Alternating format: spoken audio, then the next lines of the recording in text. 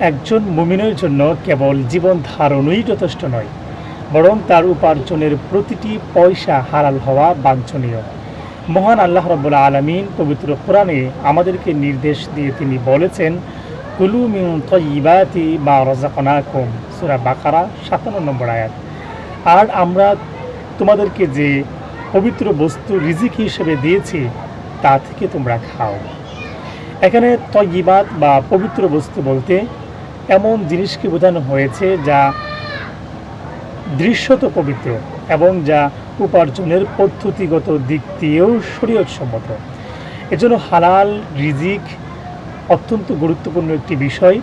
আর রিজিক যদি হারাম হয় তাহলে কেবল দুনিয়ার জীবনেই তার ঘাটতি বা ক্ষতি সীমাবদ্ধ নয়, বরং তার আখিরাতের জীবনে তার ইবাদত এবং দোয়ার মধ্যেও সেটা নেতিবাচক প্রভাব ফেলে, যার ফলে আমরা আমাদের কাঙ্ক্ষিত দোয়া করে আল্লাহ রাব্বুল আলামিনের পক্ষ থেকে সেই দোয়াকে কবুল করে নিয়ে আসতে পারি না।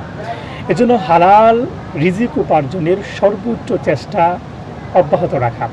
এবং নবী করিম সাল্লাল্লাহু আলাইহি ওয়াসাল্লাম চমৎকার একটি হাদিস বলেছেন।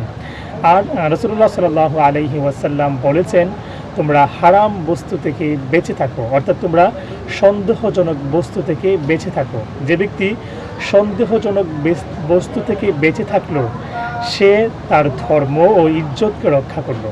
আর যে ব্যক্তি সন্দেহযুক্ত বস্তু থেকে বিরত থাকলো না, অর্থাৎ পুরোপুরি হালাল রিজিক উপার্জন করার চেষ্টা করলো না, সে হলো ওই ব্যক্তির মতো যে ব্যক্তি কোনো সংরক্ষিত এলাকায় পশু চড়াচ্ছে এবং সেই পশু যে কোনো মুহূর্তে ওই চারণভূমি বা ফসলি ক্ষেতের মধ্যে গিয়ে অন্যের ক্ষতি করে ফেলতে পারে।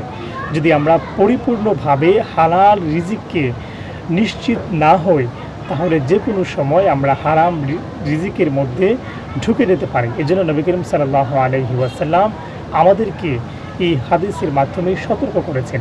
আল্লাহ রাব্বুল আলামিন আমাদেরকে হালাল রিজিক উপার্জন করে আল্লাহ এবং তার রাসূলের সন্তুষ্টি অর্জন করার তৌফিক দান করুক। আমিন।